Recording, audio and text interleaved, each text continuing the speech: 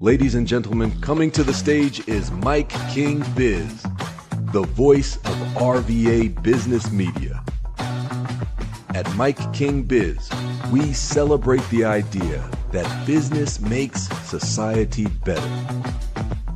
On behalf of the whole MIKEKINGBIZ ecosystem, we say a big thank you. Okay. Well, greetings, everyone, and welcome back to Conversations That Matter. I am your host, Lynn Lewis. I am coming to you from the MIKEKINGBIZ studio. What does he say? High above Henrico County. I am, by way of introduction, I am a certified grief educator. I am also suicide loss grief. Okay, let's do that again. Suicide loss grief coach, as well as the chief empathy officer for Destined to Thrive grief coaching services. I'm so glad that you chose to join us today. I have with me one of my favorite people in the whole wide world, Ms. Rhonda Harris. Rhonda is a foster care recruiter for the Bear Foundation. So Rhonda, would you just briefly introduce yourself, and then we will talk more about how we connected and why we connected. Yes, ma'am. As Mrs. Lynn stated, my name is Rhonda Harris. I am the foster parent recruiter for the Bear Foundation here in the Richmond, Virginia area. We also have two other locations, one in Virginia Beach and one in Lynchburg here in Virginia. It is not about us taking your children. It is truly about us loving these kids and welcoming them with open arms while they are in our care, so that when they come back to you, you all can come back together as a family unit. Thank you. So you may be wondering, what does a grief educator and a foster parent volunteer have in common to what makes us come together for a conversation that matters? And I'm so glad that you wondered that aloud. Let me remind you that loss is anything that you no longer have access to, anything that you have been deprived of, that's something that you loved, that you cared about, that meant something to you. That when you no longer have access to it, that's a loss. It could be, but it is definitely not exclusive to death. It could be because of loss of a child, loss as in having to move a child out of a home. It could be loss of identity, loss of friendships, so many things. Again, be reminded that loss is when you are deprived of something that you cared for or cared about. And then grief is the emotional reaction or the response to that loss, how we manage it, how we navigate it, the feelings and the emotions that we deal with as a result of the loss. And it just touched my heart that first, Rhonda, that you work with and very much a part of the Bear Foundation and all that they stand for.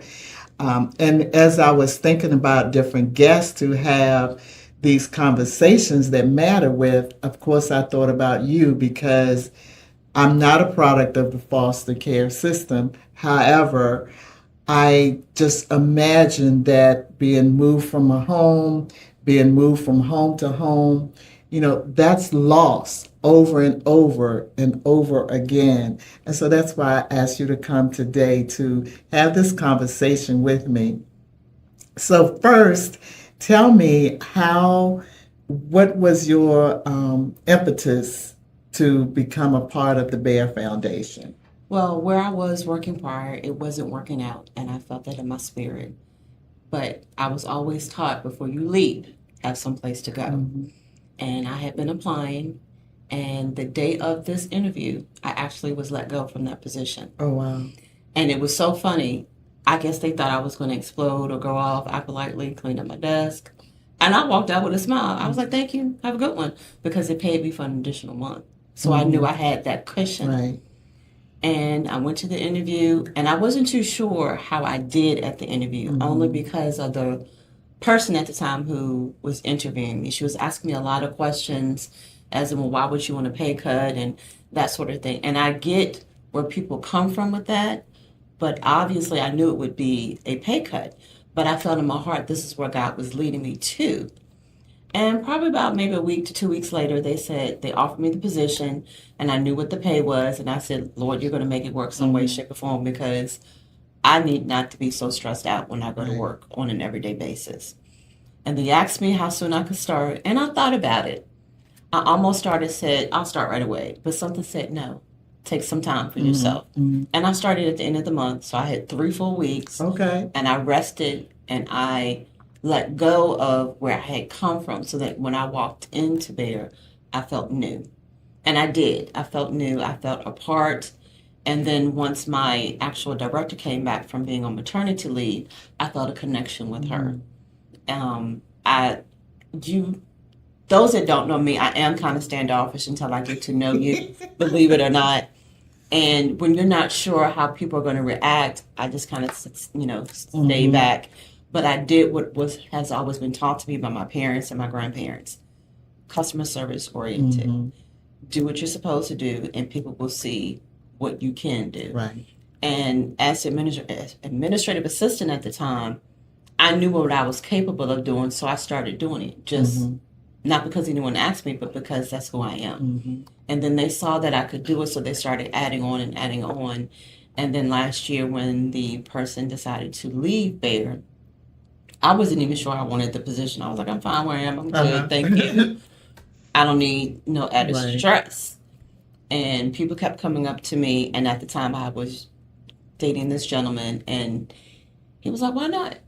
Why can't you do it? And I was like, oh, I don't know. We'll see. And I prayed about it. And literally, the 3 people kept coming to me saying, you're going to do it. You're going to do it. When I applied, and I was offered the position the same day that I applied. Wow.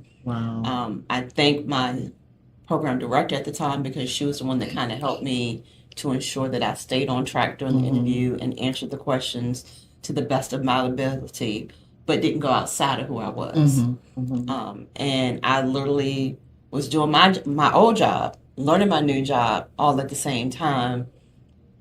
But you still I felt a little bit as stressed, but I was like, Lord, this is what you placed me. Right. So I was doing it, I was working it, I was trying to make the phone calls, doing what needed to be done, trying to get out to churches, trying to get out to events. And lo and behold, we were able to do what needed to be done for the kiddos that have come into our care. Wow, that's awesome. That's awesome. As you were talking, Rhonda, and as a grief educator, what came to mind is just when you talked about transitioning from that job that you had before you came to Bayer. That's another thing that people experience grief behind is the job loss, the job transition, the unknown, especially if you've been in a particular type of position for a long time and then go to something totally different. So again, that can be another type of grief and that we often experience. But thank you for what you do with Bayer. So tell us, Rhonda, what sets Bayer apart from other foster care organizations? Well, we are a ministry. And I know that people, as soon as I said that, oh, you're all church oriented, no, we're not church oriented. Because it is a ministry trying to be a foster parent to kids who are in care through no fault of their own. Our ultimate goal is to get them back to their bio families, if at all possible. But the bio families need to join in with us, do what they need to do so that we can get them back and whole as a family. We don't want to keep these children in care. We never want to do that. We hate to see kids when they age out like that. And then sometimes the bio families don't do what needs to be done. And then our families, most of them are willing to adopt the kids if it gets to that point. Right. We also have a separate side that's called our path side, where we do try to reunify the kids even better, but we do it in parent sessions, in visitations, so that they can see, okay, this is what we're showing you. Now let's put into work what we've shown you. It's so not about us trying to keep your children, as that's a big, big myth out there in this world. Foster care agencies are not trying to keep your child. We're not. We're just trying to be a bridge of hope, a bridge of love, and just a bridge to keep you guys together. You know, there are therapeutic foster children, and there are also enhanced therapeutic foster children. They go from home to home to home, and all they want is one home so that they can stay at. And that is where grief comes in with these kids, because, okay, I thought I was going to stay here, but now I'm being moved over here. Now I'm being moved over here. Where am I going to call home? So they're grieving from not being with their families. Then they're grieving for not being with 1, 2, or even 3 homes. And now they're in a new home trying to get acclimated into that home. And that's a lot that a child has going on in their mental brain. And sometimes it can explode. But that's what we're there for, to help mold everyone and to love up on them and to be patient with them and give them the space that they need to grow. Great, great, great. In case you're coming in the middle of the conversation, this is Lynn Lewis here with Conversations That Matter with Rhonda Harris this morning from the Bear Foundation, and she is a foster parent recruiter. And so we're just having a conversation, just looking at how grief plays a part in the foster care system and how this can impact families and children, both bio families as well as the foster care families. So I know that you've mentioned therapeutic. So Rhonda, do you all work with outside practitioners for your therapeutic treatment, or do you all have therapists and counselors on the inside of the Bear Foundation? We do have therapists on the inside of Bear, but because the Department of Social Services is ultimately the person that's in charge, we have to go through whoever they want to see their children. So it's several different counselors and therapists that they will say, yes, the insurance will cover this, and they'll go to that person and that person and that person. That's great. It's good to know that you're not just trying to figure out how to get the children back to their families, but also to that they can have therapy and therapeutic sessions, and that's great. That's good to know. So another thing, and I know this to be true for me, I don't see myself as being a foster parent. But if I want to support the Bear Foundation or any other foster care organizations, what are some other things or other ways that people like me can assist? Well, you can also become a respite parent, which means that you're only there for a weekend or maybe a week to give the parent a little bit of a break. They may need to go out of town for work or what have you, so you're going to give them a break. If you're like, respite care parent is not for me either, you can be a mentor. You can do a meal for the family.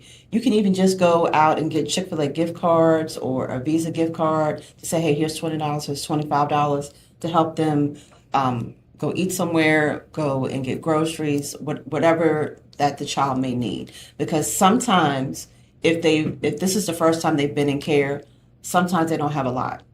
And that means that we need to go out and help them get, whether it's school supplies, whether it's clothes for school, the bare essentials that a male or female may need. So you can do those things as well. So you mentioned respite, be a respite parent. Have you seen that sometimes after persons are respite parents, that they find themselves moving into maybe being a foster parent? Some of them do, because then they see, okay, I really can do this. A prime example, we have our intern who was a foster parent. She didn't think that she could deal with teenagers because she has 2 girls. And she's like, oh no, I want to deal with just them. And she ended up doing respite for a teenager. And she said it opened up her eyes to say, you know what, they still need the same love and the same affection and the same care that a 10-year-old needs or that a baby needs. It's just a little bit different when it comes to a teenager because, as we know, they're brooding teenagers. A lot of them don't want to talk to you. But if you give them the space to say, I'm here, they'll open up to you at some point. You also mentioned moving from place to place or from home to home, excuse me, on many occasions. I've often heard and I've seen that the children sometimes they don't have much to personally, that their things are thrown into a paper bag or a plastic bag. Have you seen or experienced the difference in when a child can have like a duffel bag or a suitcase to put their belongings into, regardless of how little they have? Have you noticed if there's a difference in their attitude or their demeanor? It is, because that says that's mine. Not as many come in with trash bags anymore. A lot of them do have duffel bags or book bags or the suitcases, but it says that's mine. That comes with me no matter where I go. And I'm gonna be honest with you, a lot of these kids like stuffed animals. They love them. I'm imagining this because, again, that's something that they can carry with them, that's theirs. And, I mean, it's warm and fuzzy and something probably comforting. Yeah. Very, very comforting to them. Well, Rhonda, thank you so much for being here today. What else? Is there anything else that you would like to share with our audience? The only thing that I would like to share, if you have a prayer life, pray that we can continue to be there for our children. You may live in the East End, the West End, the South Side. We're still in the same community. And we have kids out there who just want a home. Pray for these kids so that they can have a better life. Pray for the bio families so that they can do what needs to get done. And then pray for the case managers, not only with the foster care agency, but within DSS, because it's hard. It's very hard to see these kids go through what they're going through. And then pray for yourself to see, is it time for me to step up and be a foster parent or a respite parent? Can I go ahead and be patient and be kind and be loving to these children? And if so, and God tells you it's time, give me a call, shoot me an email, and we'll talk about it. And with that being said, how should people reach out to you? My email address is my first initial R, my last name of Harris, HARRIS, and Bear is spelled BAIR.org. Or you can reach out by phone and calling us at 804-288-8210. Give that information one more time. R. Harris at Bear, BAIR.org, and the number is 804-288-8210. Very well, very well. So when you see this conversation, excuse me, if you have any additional questions, you can put comments in there, and I will see that Rhonda gets those questions or comments. One other thing. Sometimes there are organizations, or maybe just a family of people, or a group of friends, or a book club. Is that something that, if they say, "Oh, we want to adopt a family. We can't take them, but we want to adopt a child or a family to do something," are you all able to release, say what? I don't know, the 15-year-old girl or boy, what they would like to have, and that group of people can...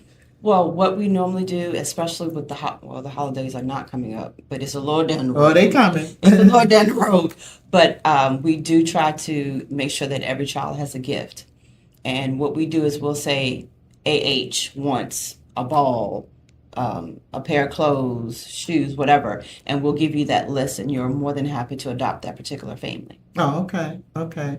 What about, you mentioned the holidays, what about like birthdays? We try to give stuff during birthdays. Sometimes we're not able to, but we do try. As a matter of fact, we have a child coming up with a birthday this month, but they are back with their family. Oh, that's wonderful, Yes. wonderful. I mentioned birthdays because you know that I enjoy celebrating my birthday, and I just think that everybody should, if they want to, should be celebrated or have the opportunity to celebrate their birthday. So that's one of the things that's important to me. So again, Rhonda, thank you so much for coming and having this conversation and matter with me today. Tell the audience one more time how you can be reached. Thank you so much for having me, Ms. Yes. Lynn. You can reach me at rharris@baird.org or by phone at 804-288-8210. And I do hope to hear from you all. Yes. And again, I am Lynn Lewis, your host of Conversations That Matter. And you can definitely reach me for any of your loss and grief needs or questions. I am at Instagram as Grief Coach Lynn. I am on LinkedIn, Facebook, and where else? LinkedIn, Facebook as Lynn Lewis. And my website is Destined to Thrive Grief Coaching Services at .com, Destined to Thrive Grief Coaching.com. And you can email me. Email is still a viable way of communication at Destined to Thrive at Outlook.com.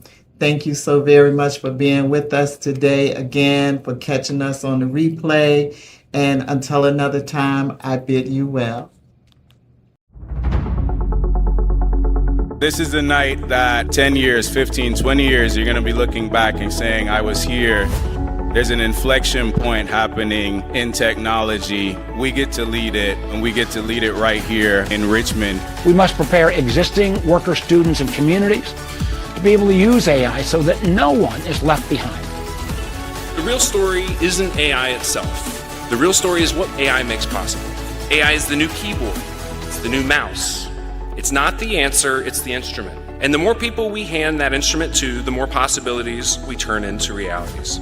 People want to be together when you're making a difference. How can we make Richmond, make the region, and in part, all of Virginia, the most AI ready? A lot of people ask me, do we just want to be the Silicon Valley of the East Coast? The quote everybody keeps on having me re-ask is no. My mission is for Silicon Valley to be the Richmond of the West Coast.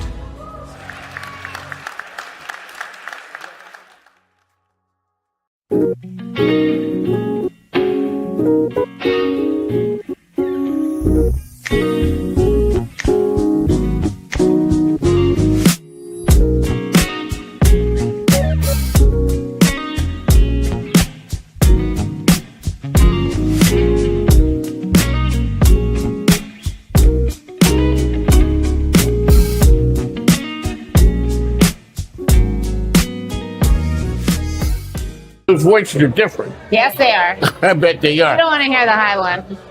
No, I've been married 46 years. I hear that one. I know that one. Yes.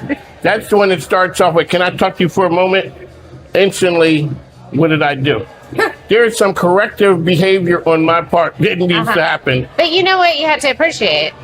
We start out real soft. If you don't listen, just gets bigger. Well, when you start, how many times, I'm going to get it. I'm going to get to it eventually. Eventually. Yeah. And then it turns into there's smoke in the city. All righty, ma'am. Hofheimer, 10-year anniversary. Yeah. You guys are the staple location. It is the cool location. We did have to talk to people say, oh my God, the parking is hard. Yeah. But the coolest spots in Richmond don't have parking. Let's be honest. Exactly. And, if you wanna have a good time, you might have to work a little bit. Just take an Uber and get there and get out and walk in. Feel like a celebrity. Just when I look at Harry's, I see all the gorgeous people walking in. I see the red carpet type thing, those ropes. You guys got all the pretty people coming. They're the hot pink ropes, by the way. Oh, that's what they are? Yeah. Yeah, I'm 66. I might be past the hot pink rope ones are coming in. All right, ma'am, tell us who you are, what you do, and all the cool things at the Hof. Oh my gosh, where do I begin? All right, Natalie, CEO, managing partner of Harry's at the Hofheimer in the Hofheimer building. 3-story building, rooftop bar, Harry's restaurant on the first floor, event venue on the second floor. We have everything from live music, manifesto hour, hospitality nights, DJs on Friday and Saturdays, brunch, sing-along brunch, which is a whole room full of people singing their hearts out to throwback 80s, throwback 90s, the whole nine. It doesn't just stop there. It goes on and on. It's magical. And so, you know, when you come up the stairs and then you see the room, the one that gets me every time are the hardwood floors. I mean, the floors are just, maybe I'm just old. But they're old. Yeah, but it's just something that stands out that makes it, you know. But the building is 98 years and it has old. that kind of cool feel to it. So when I get up there, you get to the top of the stairs and you see the floors are shiny. It just looks. Are they? I'm nostalgic, but they do. See, you may look because you see it. I know. All the time, but you know when a person comes and they've never been there before, you see the look. Yeah. The look of like, wow. Well, it's a historic property. It's amazing. Yeah. It is. It's amazing. It's not just amazing. It's unique and different, and there's nothing like it. Do you know that the Hofheimer building was the first building in Scott's Addition, and everything around it was nothing but fields? And that thing, where it's kind of stuck between like a 7-Eleven and a huge apartment complex now, it was the only thing in Scott's Addition surrounded by fields. Can you imagine that when you look at it? That's crazy. 98 years ago? I came here in 2014, and it was like a 360 view that you could see. Yeah. And then the building came next door, and like, well, I guess we ain't looking in that direction anymore. But it's nice. It does cover up the sun, and so it drops 10 degrees as soon as the sun goes over that building, which is really nice for our guests. So thank you so much, Soda Flats, for your contribution to the cooler temperatures in the afternoon. There was a time when I got here, Scott's Addition was the place people couldn't wait to get out of. Now, you can't get in here. You cannot get Scott's Addition. I guess you haven't been there on Friday or Saturday night at around 11? I came from a college town, so shout out to Penn State and Happy Valley. That's what Scott's Addition is. This is a college town right here. People just walking and they're not walking in a straight line. Well, we have a line down to Arthur Ashe Boulevard at 11 o'clock on Friday and Saturday. That's young people stuff. Well, I know. I'm not there either. They're telling you. The books are showing you what the activity is. I was one of yours. I was like, wow, congratulations. I'm going to be there this Friday. I'll see it for myself. But yes, I hear about it. Okay. But yeah, no, I'm too old for that too. Yeah, I got some miles on me. I tell people when me and my wife are out, we're keeping the streets safe until 7. Yeah. After 7, those mean streets. I don't know what goes on out there, but report back and let me know. Yeah, exactly. Report back at 7 o'clock. But what we do have is live music for the older generation like me and you. Wednesday, Thursday, and Friday nights on the rooftop or wherever. Wherever in the building we decide. If it's too hot, we'll put them downstairs. Because you have the ability to put people in different locations and have different experiences. The experience on the rooftop is different than when you come down a floor. So that's the whole thing. So you can go to the Hofheimer building, you can eat, you can have drinks. But people want more than that, right? They want live music, they want to dance, they want to paint. You can paint on Tuesday nights. You can do all sorts of things, but it's about an experience. And do people like to eat and drink and have an experience? Yes. So you can have an experience every single day of the week, except for Mondays, because we're really tired. Because the weekends are really long. And we just want to rest on Mondays. We had a conversation before that there were times that you had to come in, and let people know, okay, people started having a good time with the music. Exactly. The city of Richmond knows me well. Exactly. So you had to let people know that I guess that's the mom voice when it's like, yeah, we're not playing because you guys are good citizens of the community and you support the community in ways that are crazy. Talk about why that's important to you and Yeah, so over half of our business is supporting private events and celebration events for nonprofits, corporate, birthday parties, et cetera, et cetera. So, for instance, this morning when I was getting ready, I got a call from my celebration manager saying, hey, we want to have the Junior League of Richmond utilize our loft to bring in women who want to pull together gowns and prom dresses. They just want to use the space and also have an opportunity to do a wine tasting, but also collect all these gowns for their nonprofit. And so the way we see it is we have 14,000 square feet. One is a restaurant, rooftop, and then a whole second floor. The second floor isn't being utilized, then why wouldn't we let you or Junior League of Richmond come in and use it, or an art gallery, or things to give back to the community? Because let's be honest, most of the time people just are looking for space to do something really cool in the Richmond community that brings people together and impacts the Richmond community. A couple months ago, I had a program, the Women's CEO Conversation, The Price of Success. Where was I? I'm sorry, I know. That's what happens when you Next get busted, ladies and gentlemen. There's a price that women pay that men don't pay. Oh, yeah? Yeah. Okay. And it is, I met a lady one time, she said, my husband is a fine gentleman, but he wears one, maybe two hats. You know, we can't put too many things on him. I'm sitting with the lady interviewing her. Her phone is blowing up. It's her daughter, knowing that she's on the radio, calling her. She says, "Is your dad there?" "Oh yeah, he's in the room next." "Can you go talk to him?" I'm like, "No. Why go talk to the assistant manager? He doesn't make policy. He barely knows." I was in the house all my kids forever. I said, "When did that happen?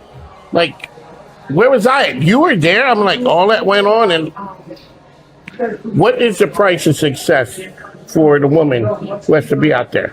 I mean, you got to go do to put on the hard hat when you're dealing with men. Well, we just people. suck it up and we hire good people. You got people here. These two gals sitting across from me. When we talk about that, how do you set good culture in an organization that you're able to hire and retain the best talent? Natalie has to shrug off her stress and learn to just have fun and relax and enjoy it. Because the stress will eat you alive. How long was it before that you were able to leave and not constantly be on I gotta check, and let your people do their thing? How long did it take? There's no timeline. It's when you find the right people that you can trust. Do you know it? Yes. Okay.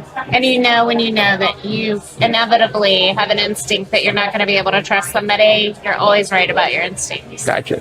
What is the vibe at the at Harry's on the weekend when the beautiful people are there and people are trying to get in there? What's the vibe of the place? Color. That's what it is. It's crazy. Thank you, Natalie. It's here, Natalie. Can you take? Can I have my mic? Thank you. Ladies and gentlemen, welcome back to On the Mic with Mike King here, coming to you from the MIKEKINGBIZ Call Federal Icon Commercial Real Estate Media Center, high above Henrico. Today with us, we have the one and only Monica Rao.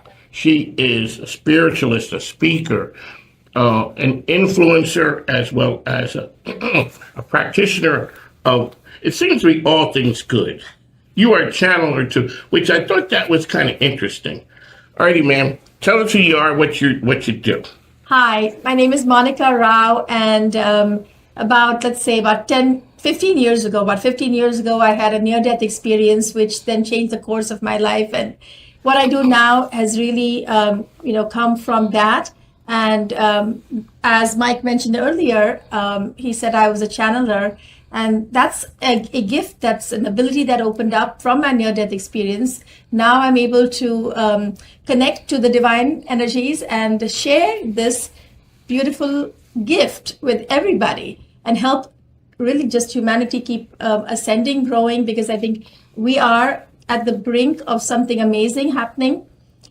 This moment energetically where everybody is in this common space where we are ready to move out of the old ways of being, thinking, sensing into this newer new earth, as a lot of people have talked about, this shift that is occurring in humanity now. And each one of you is a part of that shift.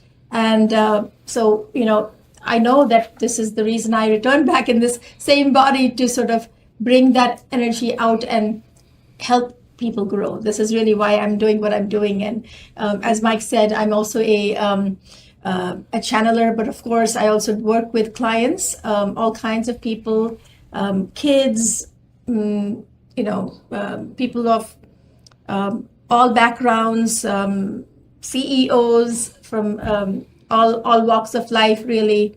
Doesn't matter who, it's a big audience, but everybody I think is ready to make that jump and make that shift. Monica Rao, the one and only here. Oh, you're going to see, it's an honor to welcome her to the MIKEKINGBIZ Media Network. Oh, she's going to be on the program weekly. Sometimes she's going to be talking to me. Sometimes she's going to be talking to others. Sometimes she's just going to be sitting here on her own, just dropping nuggets of knowledge. Ma'am, you just said a lot. Now, you said the 10 years ago. So it was 2010 is when it happened. Okay. Yes, right. That was a near-death experience. It changed you. But clearly, from our conversation, you had some stuff going on early on. You were able to see things that a lot of people, they can see, but you said people have that intuition in them. Yes. But sometimes they do not dial it in. Or like I say, sometimes people are scared of the things that they don't know. Precisely, that's correct. So I this is something I've understood from my childhood. Really, I've had this ability to sort of tap into, energies that I didn't know exactly at that time what that meant. I had no idea what that meant at that time. I just thought that everybody could do it. So as a little young child, people would walk into our homes, or I'm somewhere out. I would just know, if they're sad, if they're happy, if a specific incident occurred just prior to our, making contact, or it could just be that I just knew something about them that was very, not secret necessarily, but something that was not well known out there. And so sometimes I would ask them, sometimes I would just, empathically at that time, I didn't know what that meant, but I would just feel them, and I'd feel sad for them, or I'd feel happy and joy, and I'd just communicate it that way with them. And they'd always be a little bit like, how do you know this? Things like that. So, but the good thing is my parents were very supportive and encouraging. And when I would say something like, this particular aunt is coming over, or this was back when we didn't have cell phones and we didn't have pagers, and even phones, some of us had the phones in our homes and some of us didn't. So that created a sort of a platform for me, and maybe others also, to explore that, tapping into the unseen. And so when I think that's what's missing in our world right now, is because we're so, cued in and so much wired to these wireless, it's funny, wired to the wireless devices. Wired into wireless devices. Yeah. So wired into wireless devices, that we are so dependent upon it that we don't really rely on our own abilities. And that's what I'm here to coach people, is how to tap into that unseen world. It's accessible to everybody. How do we then tap into that so that we understand ourselves better, and then as a result, we understand others? Okay, so you had parents who were understanding. A lot of times you would get parents who are not understanding. So they're they're putting a little bit of you in a box. Yes. They're putting some constraints on you. Yes, correct. As a channeler, as a person who's intuitive, can you see that in your kids? Like which one? And at what point do you see it? Like, do you see it at 5 years old or 10 years old? Like, how do you see it? And what do you do sort of to nurture it? That's a great question, Mike. So both my boys, we have two boys, both my boys are intuitive. One uses it and the other one doesn't. So the truth of the matter is everybody is intuitive. You are, everybody is. Mike, you are, everybody is.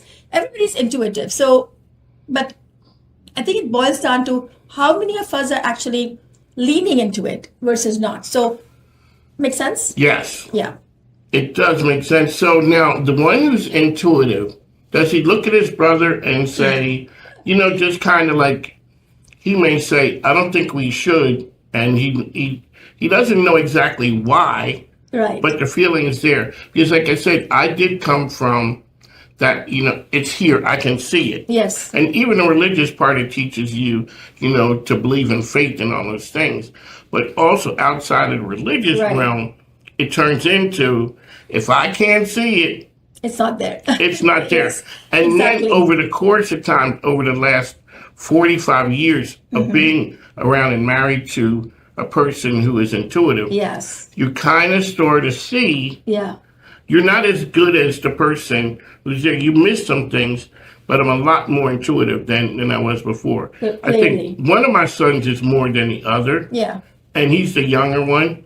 And he would be like, he always seemed older because he listened, yes. Yes. Yeah, and my younger one is that way too. He's very intuitive. So when the two brothers would, back when they were growing up, one would say, let's do this, let's do that, the older one. And the younger one would say, I don't feel like it. And the older one would look at me and say, why does he keep saying I don't feel like it? It's because he's listening to his instincts, the feeling. So the feeling and thinking, that's how when I'm coaching clients, I'm always making that distinguishing. I'm just helping them understand feeling can be in the mind also.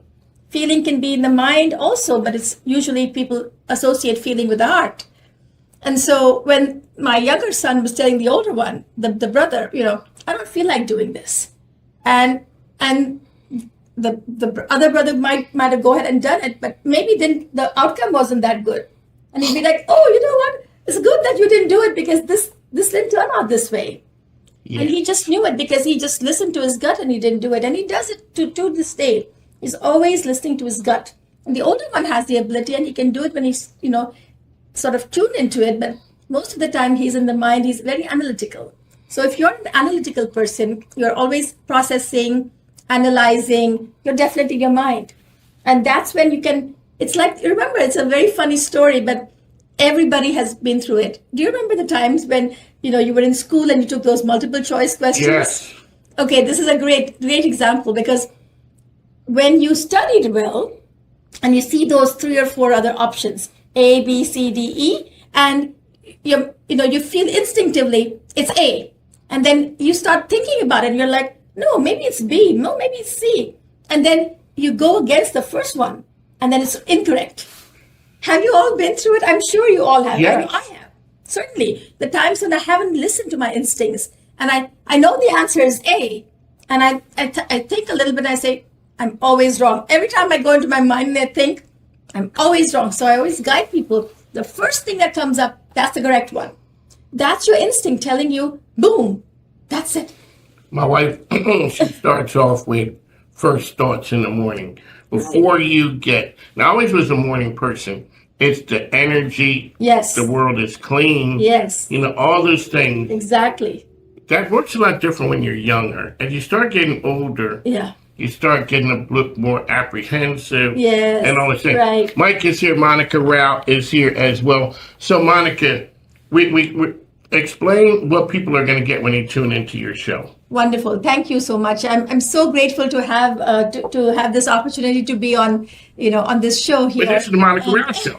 Okay, wonderful. Thank you. So wonderful to be here. What you will have each week, I'll be here each week, and I'll be sort of channeling the entire time and sharing with everybody just tips and tools on how to be more aware of yourselves. So that's the first step. I think is just beginning with becoming more self-aware. We can't really be sort of tapping into other spaces until we know ourselves the best. So each time I'll be sharing nuggets of guidance, maybe information, divine guidance. That's the best thing I can say right now, is to help you all sort of get to the place where you're destined to go. So whether you're skeptical or whether you're believer of this, it doesn't matter, because the world is shifting, the world is changing. We might as well just jump into it as the frequencies are changing, Yes, ma'am. Okay, so here we go. When I asked you a little while ago about the near-death experience. And there's a lot of shows that happen, and a person says, I was walking to the light, I could see my body, all those things. Inquiring minds want to know. So when you came back, I asked you, that was a life-changing experience? Because my mom would say before, she said, if you don't think today is a good one, try missing one. You know, it's kind of like you won't look at it the same anymore. Yes. Were you changed immediately, or was it an evolution of time? That's a fantastic question. It's a great question. So when I had the near-death experience and I was thrust into that light, at the second or the millisecond when the light touched me is when I know that was a changed moment. But then to explain it in such a way that most minds can understand it, then returning back into the body or making that shift back into the physical state, I was already changed, but differently changed. Now I had to really take all of those changes and assimilate into the body I am now, and also living into the world that we all share together. So that shift and change took place over time, which is less talked about, but I'm always happy to share that, because it's so important for everybody to know the importance of doing this self-growth work. Okay. Right? And that's what I do with clients, is to coach people how to grow. And you don't have to have had a near-death experience yourself, because it's not possible that everybody has that. But we don't have to wait until that moment. Okay. Right? But everybody can start on that growth journey, the journey of growth, where you are. And it may take years, it may take lifetimes, but hey, it's good for you to start it now. Right? As a channeler, do you journal? Do I journal? Or do you write things down? I don't. And there's a whole different, I could go into a big discussion about that, but journaling is something that happens more on this three-dimensional plane because it comes from the mind. So I start to not do that. So I don't do that. And when I'm coaching clients, I guide them into it, because that's a transitionary phase into this other realm where I'm working from, where we don't have to write anything down. It's not necessary. It's in the ethers rather. It's right there. So if I need to know something at the right moment, it'll tell me. That's powerful, isn't it? But I think most people, I will urge them to start journaling, because that's the opening. It's that bridge to this space. There you go, Monica. That does make sense. Monica is going to be here with us weekly, giving you that information. Ma'am, how can people reach you out there? So the best way to reach me is is going to my website, which is www.graphoria.com. Graphoria is a blending of two words, marriaging of two words. Yeah. Graph comes from graphics, because that's my previous field. I was a commercial artist, graphic artist back then. I'm now an artist. I dropped the graphic, I dropped the commercial, I paint for fun, because I love to do that. And then the other part is phoria, which comes from euphoria. And that's something I experienced in the near-death experience, in the out-of-the-body state, when I was dealing with tremendous pains and a multi-organ failure. And through that experience, when I left and went into the light, I experienced complete and total euphoria. So I married the two words, graph from graphics, phoria from euphoria, and there comes Graphoria. So if you go to graphoria.com, you'll see my email address there, and you can email me at graphoria@graphoria.com or Monica_Rao@yahoo.com. So both ways you can reach me. There you go, folks. Make sure you tune in. Monica, and on top of that, some cool people too. I know you got to go, but this one right here, we talked about having an influence in a person's life. Mm-hmm. You influence them, they influence you. Yes. There's a chance meeting, and years later, you changed a person's life. You would never know. A lady reached out to you from years ago. And ladies and gentlemen, when I say an email was a book, it was a book. But it talked about, you may not remember, but you changed the course of my life. And I said to you, you have to go back and try and remember, one, that day, that person, and what did I say that really changed them. It became important enough in their life that they had to find you years later. Yes, exactly right. Yes, this is a true story, and there's so many countless stories like that over the years that I've been doing this work. So much as even being in an airplane. I've had an experience, many in an airplane. A woman was sitting next to me. We were on Air France or something, and this lady was sitting next to me, and I could feel her as she was sitting there. And I said something to her, and she burst out into tears. And at that moment, she needed something from me, which was love. And that's all I was able to give to her. And we still stay in touch. I was in Paris the other day and reached out to her. She came and met me. It was wonderful. So, I mean, you just never know the kinds of people that you will touch. And it's not just me or Mike that are doing these things, but each one of you also is in that space where you have the ability to touch somebody. So never underestimate the quality, and never underestimate the power of the divine that exists in each one of you. There you go. Words well spoken, Monica Rao. We'll talk to you soon, folks. Thanks.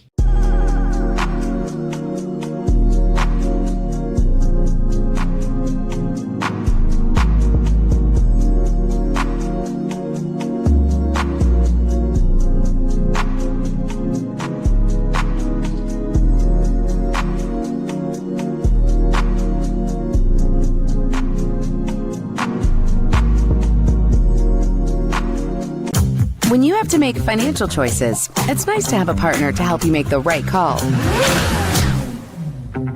That's a great idea. Let's do this. Call Federal Credit Union. Your best call. Ladies and gentlemen, this is what we do here.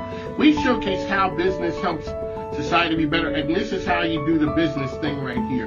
So it is always an honor to have family members. This is talking about this is black business, this is black family at its best right here.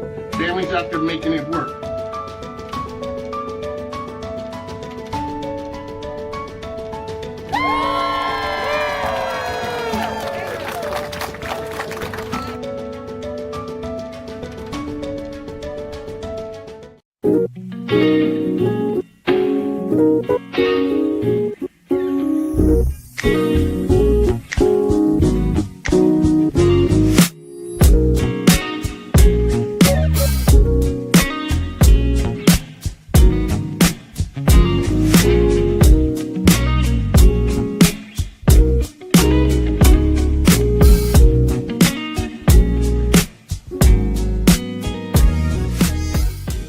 At Jani-King, we get it.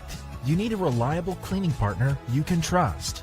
With Jani-King, you're partnering with local business owners backed by over 55 years of expertise. Call or visit Jani-King.com today.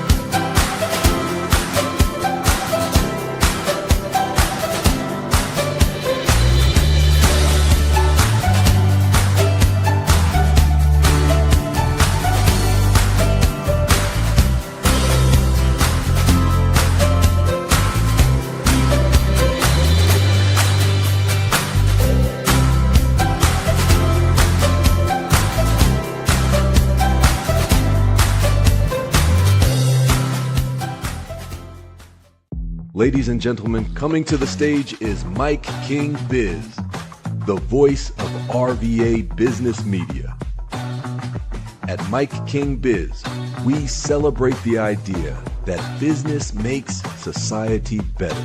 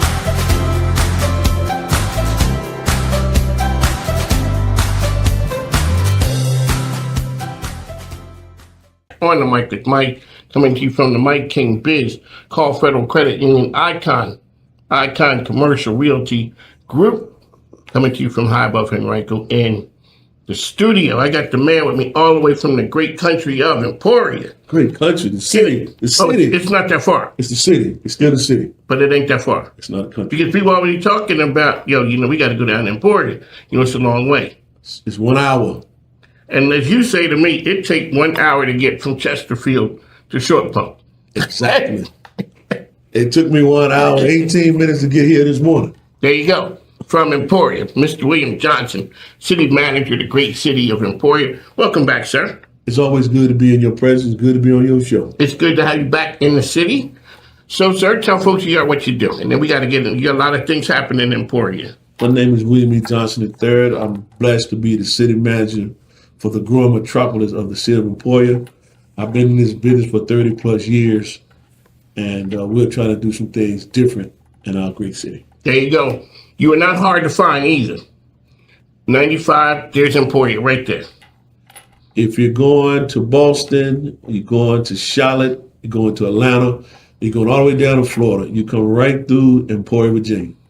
And our exit 11A and 11B, there are 60,000 cars every day that come through the city of Emporia, as well as exit 58 that leads you to either 85 or you're going east towards Tidewater, Virginia Beach area. That's right, city of Emporia, doing some big things down there. Give us a snapshot of what's happening there. Oh, and one, we'd like to thank you also for being a sponsor on the mic with Mike. Thank you, sir, and to your team. Oh, yes, and the team is great. Let me start with the mayor and city council. We always appreciate the opportunity they give us to use the taxpayer dollar to promote and market our community. My co-champion for economic development and community development, Ms. Shanita Beck. We're going to be kicking off some Main Street redevelopment, boom program, business opportunity on Main. We're working on some grants right now to redevelop the old high school auditorium right across the street from City Hall, across the street from our farmers market, to create a business incubator space. One of the things that when we were down the last time, and we're coming back more on that in just a little bit, business owners were talking about Ms. Beck reaches out before they even realize they need something. They had said business owners that Emporia is easy to do business with. We try to do it the right way, and one of the things we try to do is make sure they're aware of all of the grants, incentives, not only for new businesses, but the grants for the existing business, because we want them to be around for a long time. We want them to be able to grow. And in this environment right now, small business owners thrive and allow small communities to continue to thrive. We're in some tough economic times right now. It causes you guys to really be flexible. Talk about what that means, the flexibility of where we are right now and how you guys navigate it. Well, one of the first things we do, we make sure our staff is 125 employees that work for the wonderful city of Emporia, to make sure, they're well-versed, they're well-trained. And when businesses come in town, we have one-stop shopping. Whether it's a large project or small project, we make sure we get you in, we get you out. Rezoning, it doesn't take a long time, 90 days max. And we just want to give great customer service regardless of who the client is. That's right. So good economic times, bad economic times, you guys get news is kind of challenging. Emporia still keeps moving on. For an example, last May of 2025, unfortunately, Georgia Pacific plant shut down. 550 employees, $500,000 to our general fund, and the hardest hit was $500,000 to our water and sewer fund. They're one of our largest water customers. But you have to be ready, prepared, have a game plan to strategize to continue to do business. There you go. How can people get information about Emporia? www.ci.emporia.va.us. We also have a Facebook page, and we're working on a LinkedIn page. That's right. All right, sir. Let's talk. We guys got some things popping down there. You guys had a very successful Juneteenth event. You guys have business events that's going on. What's new on the horizon happening? Well, with Ms. Beck and her limited team, mostly volunteers, we're getting ready for our third annual Jazz on the Hill. This year we have Jay Baxter and the Jam, And I lost my point of the other group, but I'm gonna tell you right. That's what we do here. Like the man's he carrying 2 phones, staying connected. It's the Switch band out of Raleigh, North Carolina. Miss Beck, I'm sorry, but that band eluded my mind for a minute, but it's the Switch band out of Raleigh, North Carolina. And this year is going to be on Labor Day weekend. So stay tuned for more information to come out about the 3rd annual Jazz on the Hill. Let's talk about the second one. When the second one happened, what did you learn that's a little different this year? Well, you have to market it. You have to have boots on the ground. And the great thing about our events, they're free to the public. Great vendors, great music, great DJs. Not only is it for the south side of Virginia, but we've had people all the way from Fredericksburg, and we're still trying to recruit others to come see our great city because it is a great time, not only for the Jazz on the Hill, but to learn more about Emporia, Virginia. That's right. And speaking of Emporia, we're coming back. Me and the crew, we're coming back. We're Mr. Johnson right here. So we're coming back to what we do is we connect Richmond to Emporia. A lot of folks up here do not know the opportunities down there. Last year we had a group from Icon come down and they're looking at real estate, seeing opportunities down there, as well as letting people in Emporia know these are some of the folks doing business in Richmond. The date that we're coming back there is October the 7th, 11 to 1. We're calling it at the Emporia Business Summit. We're going to have people coming in, entrepreneurs, local officials, statewide people just talking about all things happening and opportunities in Emporia. Great opportunity to come and learn about what are the opportunities in Emporia.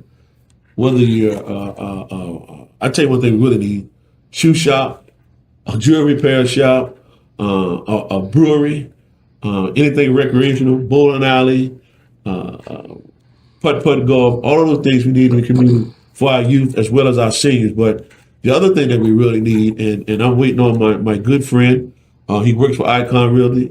He's a good capital brother, Kobe K. I'm calling out again. You haven't been back.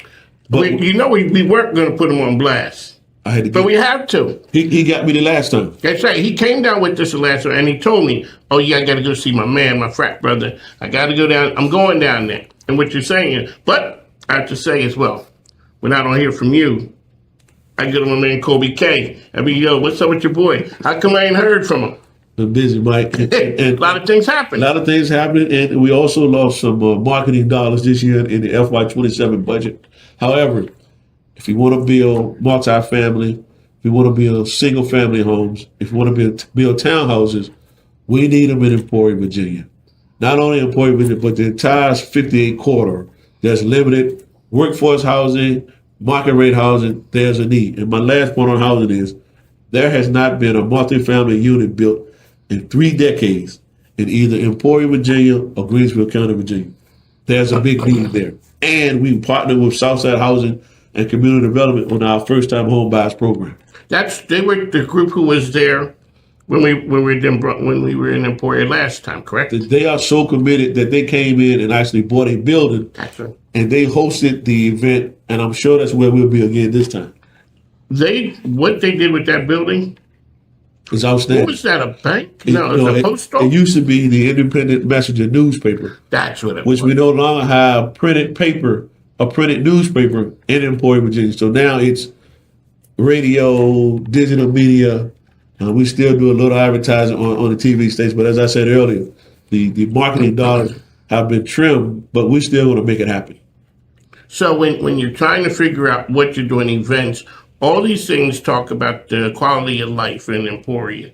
You guys have to work magic. Like you said, Miss Becca's doing a number of things without staff, really, and she has to, and it's the quality of the volunteers. Talk about what volunteers mean to the city. Well, it allows us, and some of those volunteers are actually city employees who may get overtime, may not get overtime, depending on the event. But what it allows us to do is share all the great things that are happening in Emporia. Our school system is now accredited. We have a new superintendent, Dr. William Wright, who's been on the job, I believe, about 90 days. We're in process of building a new police station in the city, as well as we finally closed the deal to bring Waffle House to Emporia. And some people may say, why is that good news? because it's a 24-hour operation. And we look at the traffic and the different, you have prisons that are nearby, the hospitals, they need a place to eat when they get off work, as well as, you know, one of our biggest attractions right now is Rosie's Gaming Emporium. It's always good to have good friends. Good friends, hard work, and other good friends. That's what we're talking about down in Emporia. We're coming back, like I said, October 7th. It's when we're going to be down there in Emporia. All the great things happening. So let's talk about some of the misconceptions about Emporia. What's something that you hear all the time, and it's like, no, that's not the case? One of the things I hear, you better not speed in Emporia. When I got to Emporia in September of 2018, everywhere I went and I introduced myself as a city manager, oh, wow, you guys write a lot of tickets. Let's put that in context. In 2018, yes, we did. We generated over $1.1 million in court fines based on tickets. In FY27, we only generate roughly $500,000. So we've taken a hit in revenue behind that, but also we're friendly. If you don't speed, you're good to go. You don't get a ticket. My slogan is, stay under 9, you're fine. If you go over 10, they're going to pull out the pen. Ladies and gentlemen, 1 second here. We need that one again. Okay, what's the line again? If you stay under 9, you'll be fine. If you go over 10, we'll pull out the pen. No better words are spoken. So you come to Emporia, keep it under 9. Keep it at 9 or below. Yes, sir. And stop. Come and visit we have 2 historic districts. Come and visit. It's a really warm and friendly community. Host of opportunities. We have our EJI Park. We just had a big softball tournament. We're looking to host a few more. We got a lot of things on the horizon. One of the things we just passed 2 weeks ago at our city council meeting, we're creating a data center park. Okay. Roughly 165 acres. No, it's not adjacent to a neighborhood. Yes, it's zone I-1, I-2, which means it has to be in an industrial area. Okay, so the argument you always hear people say is the data center is right next to the house. So you're saying that's not the problem. That's not the case. That's the case. Not the case in Emporia. There you go. You heard it from the man one last time, sir. How can people reach you? www.ci.emporia.va.us, as well as 434-634-3332, and the phone will be answered by a human being. That's right. We ain't no bots here. We're doing business down in Emporia. A lot of great things happening. Make sure you join us when we come to town. There'll be a lot of Should we do it? It's your call. Call Federal Credit Union, your best call for car loans. This is Petersburg today. This is Petersburg getting together as a family and making sure our residents are taken care of. Today, citywide, we're providing groceries for our community. The reason behind the food distribution is all of these cuts in food stamps, so we have to make sure that our community is fed and fed well. The need is so broad, but the city of Petersburg has come together to provide and serve. It's all about service here. Community service never ever stops. People gave to me. All right. There was once where I had nothing, and people poured to me. So I like to give back to others. It makes other people feel good. It makes us feel good. You know, everybody needs some help at some period of time. This will occur once a month for the next 6 months, every first Monday of the month, and then in mid-month, we will serve our own senior communities, which are 5 individual facilities. Everybody need a hand up, not a hand down, but a hand up, and we're here to lend a hand up. It's what we stand for, but most of all, this is my ministry. God bless. It started with family. I mean, we all lived in the same neighborhood. We made sure that our neighbors were fed. We made sure our neighbors were taken care of. And when I moved to Petersburg 23 years ago, it's like moving from family and back into a family environment. The arms opened really, really wide for me, and I can't say anything other than thank you, Petersburg, for all you do, and that's why I do what I do.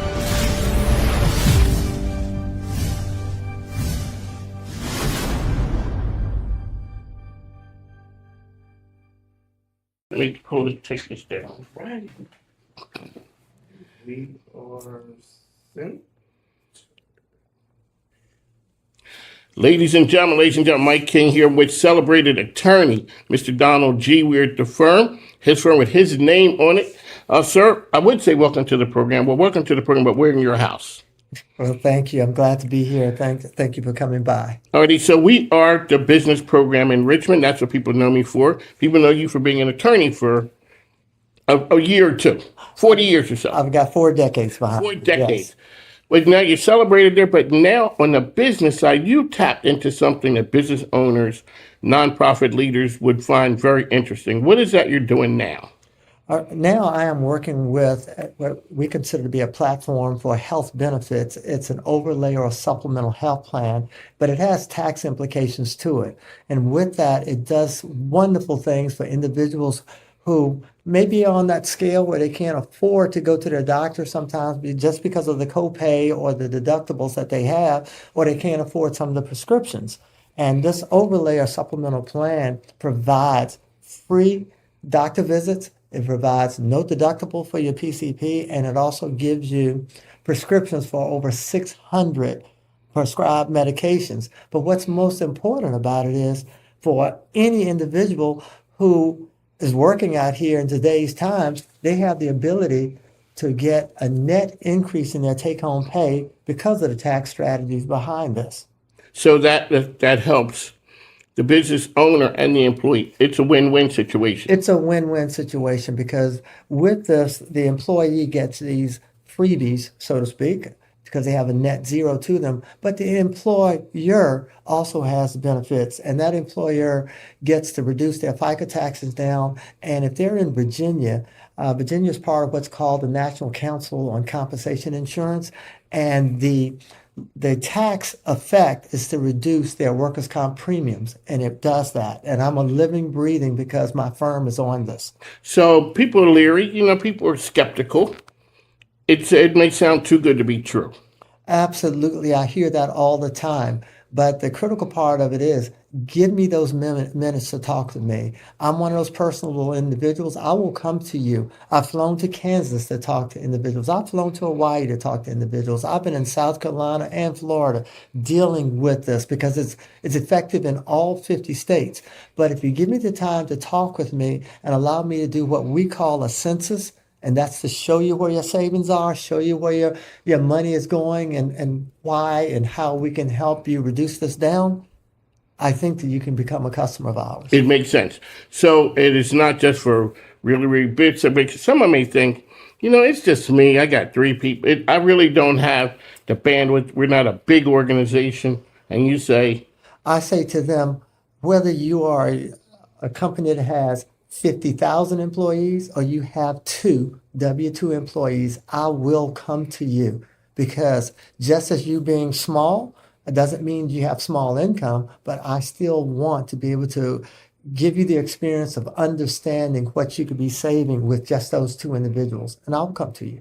One of the times people were talking about skeptical, sometimes lawyers be a skeptical type. You guys look at things always, making sure that it is something that works. You looked at this and said, this thing works. Well, moreover, I have read every document that applies to this. I've read the legal opinions from ERISA, legal opinions from attorneys who vetted this through and through and through. And every conversation that they've had with the Internal Revenue Service and the Department of Treasury to vet this and or to make sure they're in compliance with the 2 Internal Revenue statutes that this is made out of.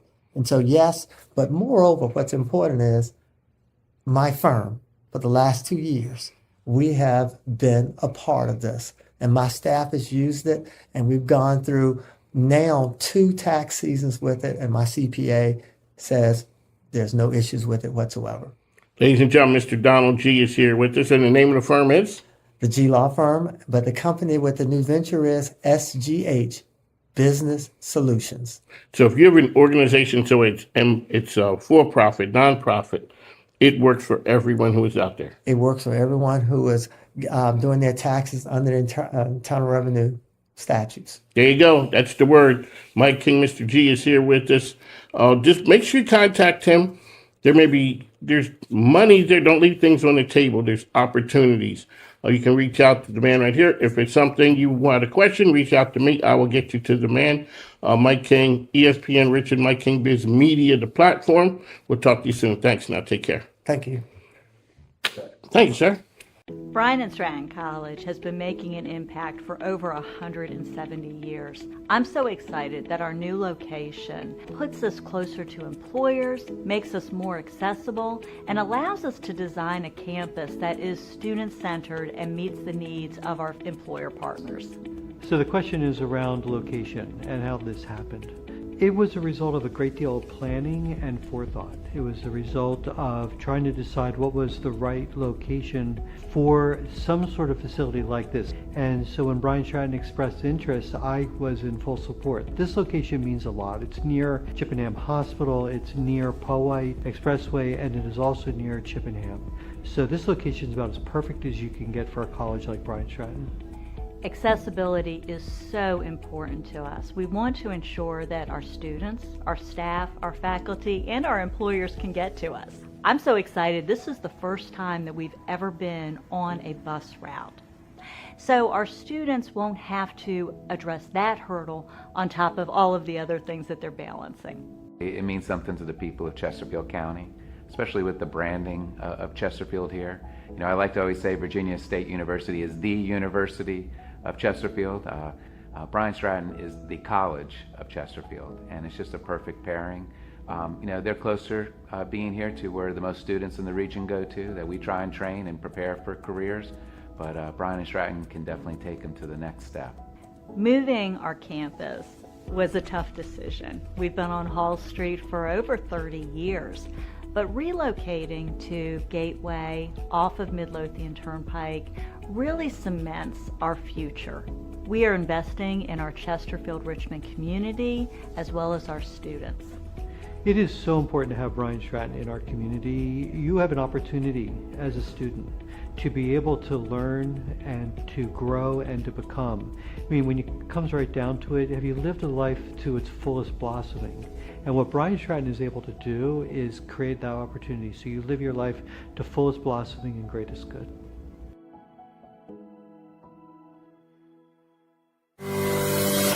This is Petersburg today. This is Petersburg getting together as a family and making sure our residents are taken care of. Today, citywide, we're providing groceries for our community. The reason behind the food distribution is all of these cuts and food stamps, so we have to make sure that our community is fed and fed well. The need is so broad, but the city of Petersburg has come together to provide and serve. It's all about service here. Community service never ever stops. People gave to me. All right. It was once where I had nothing, and people poured to me. So I like to give back to others. It makes other people feel good. It makes us feel good. You know, everybody needs some help at some period of time.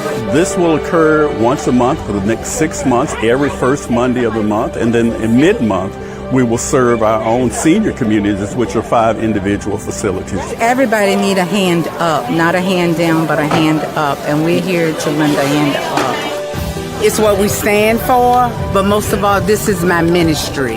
God bless. It started with family. I mean, we all lived in the same neighborhood. We made sure that our neighbors were fed. We made sure our neighbors were taken care of. And when I moved to Petersburg 23 years ago, it's like moving from family and back into a family environment. The arms opened really, really wide for me, and I can't say anything other than thank you, Petersburg, for all you do, and that's why I do what I do.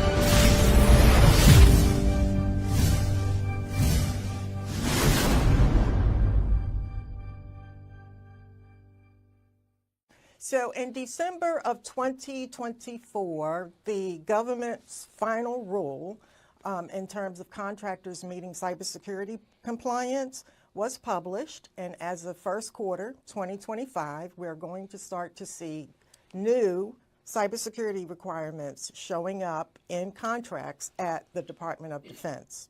This applies to both small businesses, large businesses, prime contractors, subcontractors, suppliers, vendors, all doing business with Department of Defense.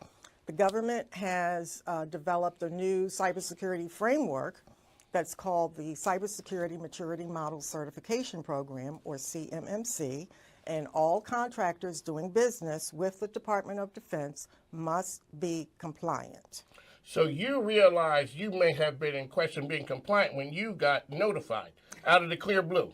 That is correct.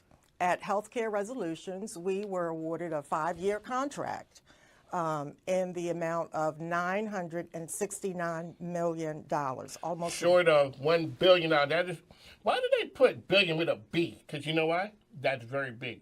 What does it say about your organization that the federal government awards you that for your services? They don't just hand out billion-dollar contracts to just anyone. Oh, of course not. We've been in business for 30 years. We have a solid reputation with the Department of Defense. We've done business with Army, Air Force, Navy, Defense Health Agency, Social Security, multiple VAs across the country, Health and Human Services, Homeland Security. We have strong past performance at the Department of Defense and across the federal government. So once you realized you weren't compliant, all of a sudden, I would guess it was easy. 5 minutes later, you were good. No.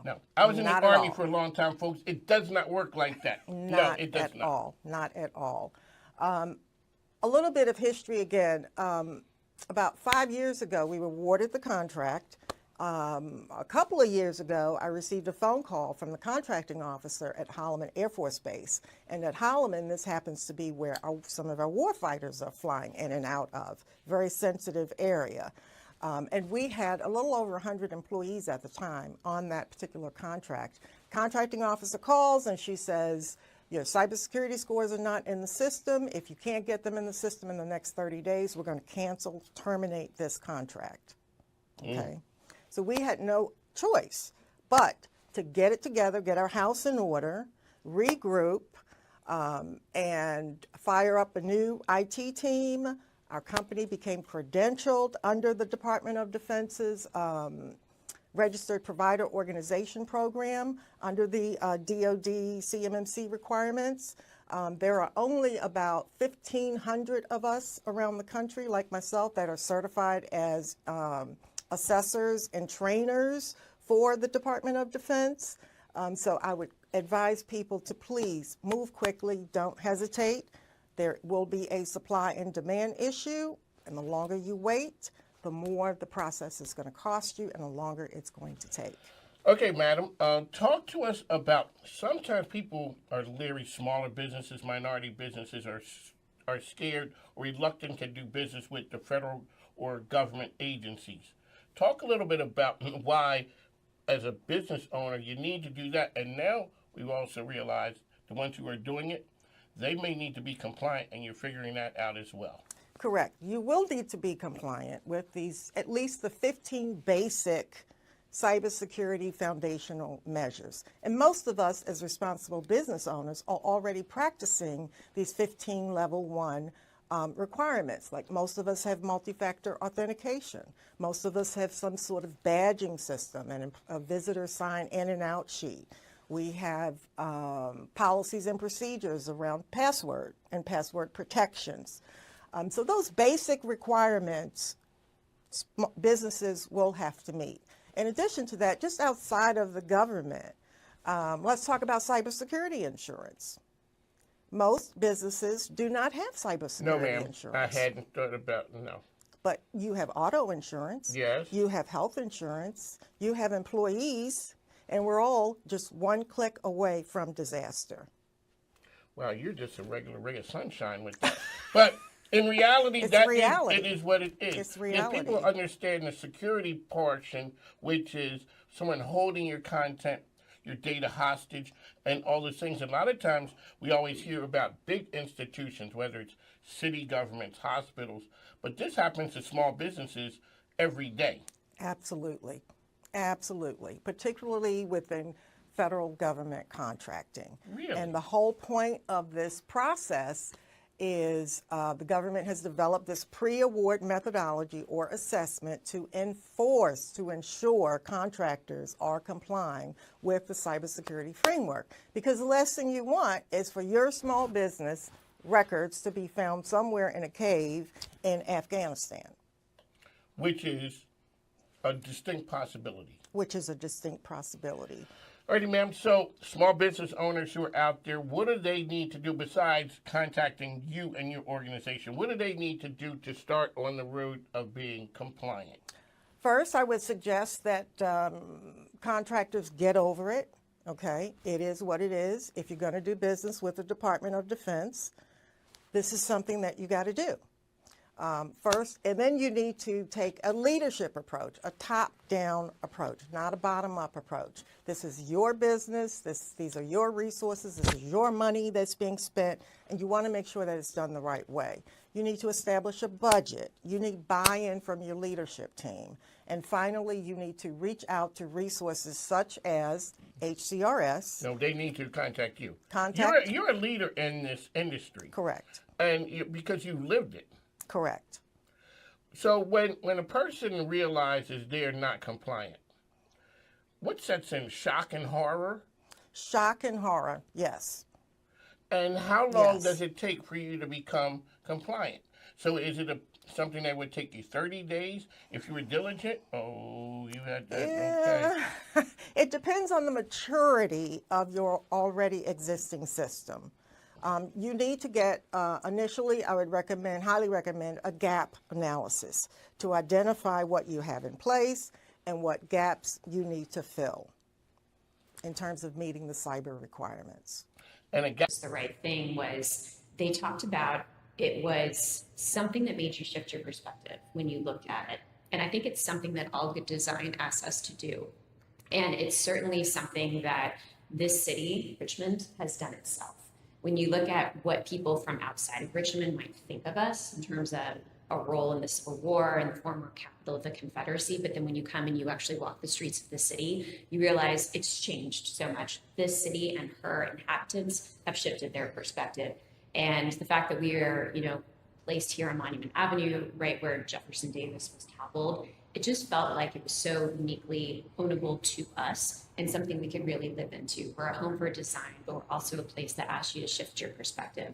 And that got me just so excited because I think that's something that is, you want to galvanize around that idea, and so it has been a really great way to propel us back into this conversation. And going back to, Kristen and I feeling like we don't know what we're doing when we realized that really what was in front of us first and foremost was it was a branding challenge. We had changed our name. We needed to reintroduce this place to people who maybe had come like you in 2014, thought the building was beautiful, but didn't know if they had a reason to come back. And so I think giving this fresh point of view was a reason to come back. And then it really just became, okay, if we are about shifting perspectives and design really is so accessible and it's everywhere, like what kinds of things do we want to bring in the building that are interesting for people? So I think so much of marketing sometimes is really just bringing in exhibits that people feel like they can connect to. And Kristen, give her all the credit, when she was interviewing to be the executive director, she pitched the idea of the exhibit we did last summer, which was Ruined and Refined. She wanted to showcase all of these beautiful remade motorcycles down this long hallway here. She was like, the tension of having these modern machines set against the beautiful backdrop of this building is going to be so stunning.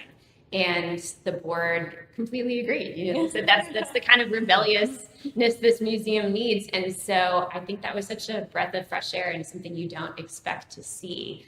And so that really kind of set us off on a really interesting course of what kind of things can we bring in? And, we had the amazing opportunity to bring in Christian Siriano, who, many people know from Project Runway. And I think what really worked about Christian and Ashley, who is the painter that we paired him with, Ashley Longshore, both of those artists really have done a great job of connecting with people and really like everyday people, making everyday people feel seen and celebrated just the way that they are. And I think that has been really their superpower. And I think that we saw that people were really drawn to it and wanted to come see that. You know, the fact that we were able to have something of that caliber that felt like it should have been in New York or LA and it was here at the branch, and it was only $10. You know, you spend more at Starbucks getting a scone and a coffee every morning. And here we had this opportunity for people to come see this. But, you know, I think it's been a little bit of, you know, the momentum of changing our vision, bringing in exhibits that are really interesting, but then, you know, hopefully getting people interested that they want to give us money, because a lot of what we've done so far has really been word of mouth or just utilizing our own channels. But I would love to do more. So, yes.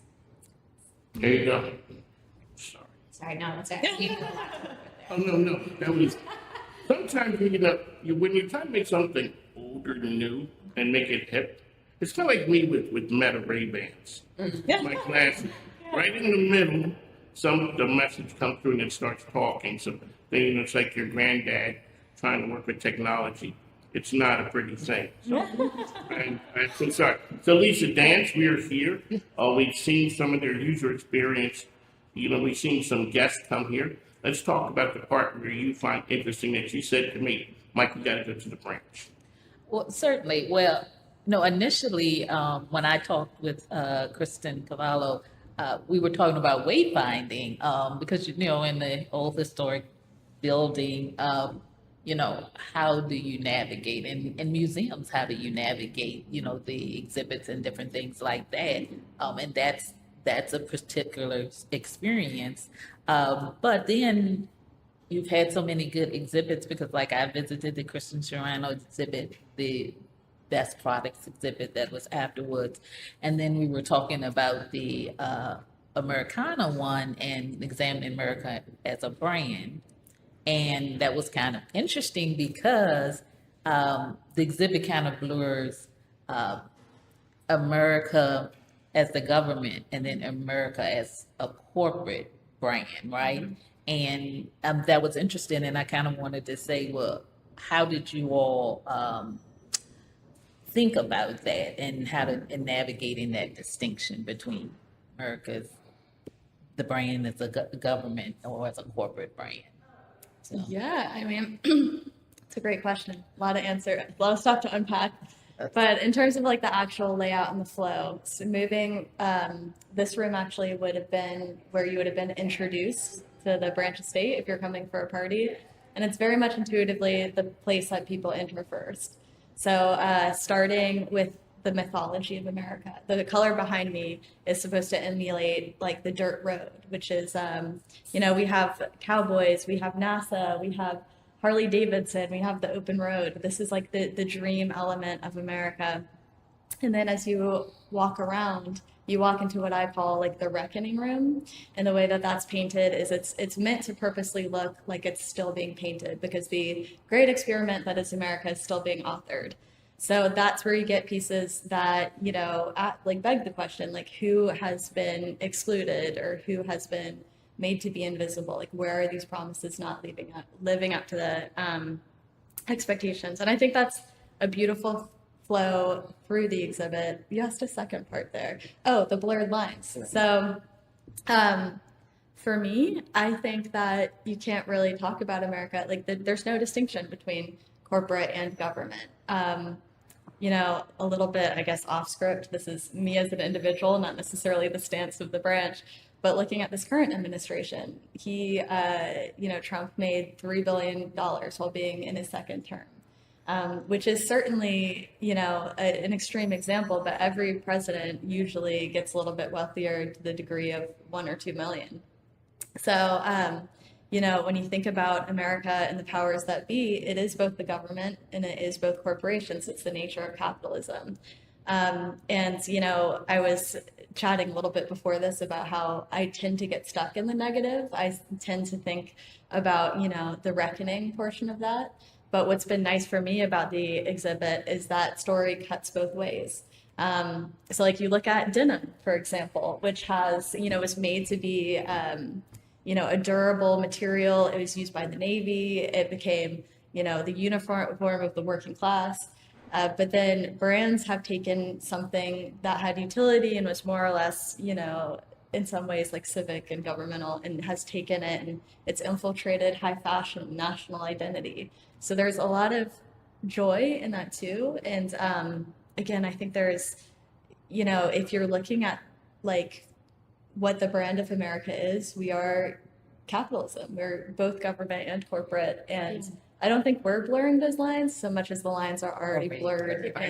Yeah. And sorry, there's a piece down here that you showed me yesterday where it's different brands and they're like brands that are government and corporate brands and that are all familiar, all in one piece. And so that kind of does like sum it up, at least in that one. Yes, the piece by Phil Noel, Consumption, it's all ballpoint pen, and it's this conglomeration of logos that, like you said, it's everything from Hello Kitty to the FBI logo, and you know them in equal measure and instantly recognize what those things stand for. And I think you make some really great points. You look at something like the NASA worm logo, that is a government agency, but that has become a beloved sense of pride and this idea of space travel. And I think you look at like the Artemis space shuttle mission and just like how that felt like such a light, happy moment that we also desperately needed. But then you look at things even like the words written on our currency. And when you really break it down and you look at that, those are, again, those are government issued symbols, but those say something about the place. And what you put or don't put on those says something about us as a country as well. So I think Katie's right. There's really no way to tease those apart because it's such a huge part of our identity and has been from the very beginning. Since the beginning, this has been a radical experience that has taken the world by storm in some ways, and we've done things differently, and it's been interesting to see how that's played out. And that's a good point, that it's existed. It's not just, it didn't come just from this exhibit. So, and people probably aren't necessarily having thought about that teasing out of it. So this is a good time to think about it. So, Mike has a question. No, I was going to question. Okay. I'm waving to our guests here, please. Take care, fellas. Have a good one. Thanks for coming. Come back and see us. Well, look, Mike, you usually have a question. I do, but I got overwhelmed. I'm like, hey, guys, see you later. Thanks for. So for folks who don't realize, right before that, a couple guests came in. I'm like, hey, can we interview you? One was an architect. The other dad was an architect. One was from Richmond, and his friend was here. It was just showing the lure and the pull of the place, and just talked about what they were experiencing, why they came to the branch. So they were leaving. I had to say bye. I was raised by, Hey, Benita, you got to be hospitable. Yeah, there's that hospitality. So, but the one part about it is, I think a lot of times I've never heard it put like that with this, there's the corporate side and there's the government side. And I've been doing this show now, talking to business people every day. I mean, from top to bottom, whether it is, we talk to the governor, we talk to little kids who are entrepreneurs. You never had that part put together that the two really are. And I got to see the exhibit because that's something that we look at. I always say America's an experiment. Look at the Olympics. You see the Australian team, they kind of look, and you see the Chinese team, they kind of look, and England has a little flavor, Canada has, and then here comes America. We're just looking, just coming at it. Look at these guys. Because we have something of everything. I just had a student come in and he talked about the lure of America. It's like, what do you guys think? Back in your home in Africa, what is the question you had? Have you ever met Beyonce? Does money really grow on trees in America? Because that's what the world thinks. Yeah. Regardless of this administration right now, people wake up every day saying, I'm going to America. Yeah. Americans say, I'll go to that place on vacation.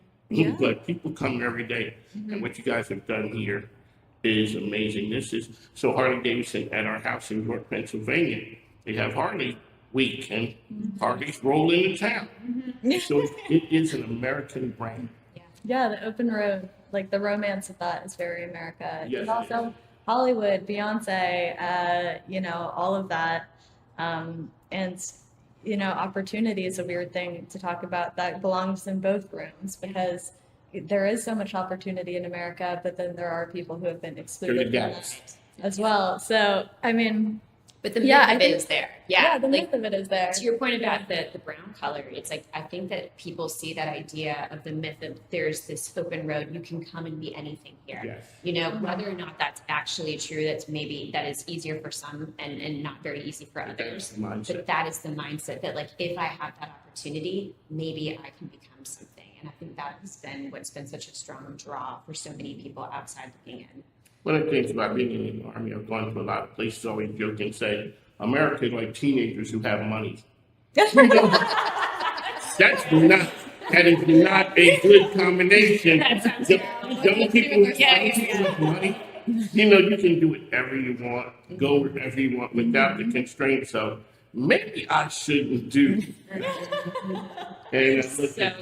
Yeah, so. All right, so Lisa, what are we with friction points? I always learn from Lisa about friction points, things that make it easier or harder. When you guys hear from the guest, what's something that stands out that said, when I left there, I had the greatest time? Yeah, I mean, something that I think is different. There's a lot of 250 exhibits out there, and I think Katie was touching on this. A lot of them are like beautiful retrospectives. Some of them are maybe romanticized or glorified, and some of them are very honest and brave. But to your point, Lisa, we're doing something really different here. We're not talking about America as a history lesson.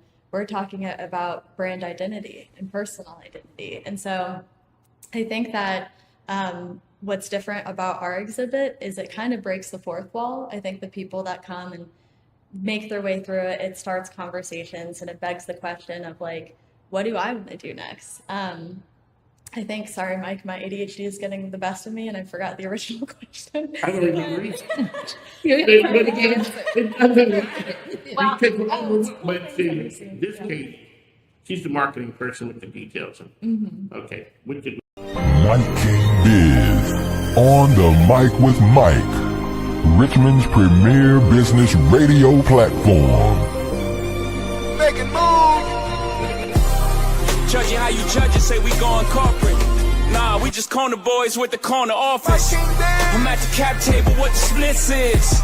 Not that cap table, boy, we live this. Promoting how business can make the community better. No one does it better than Mike.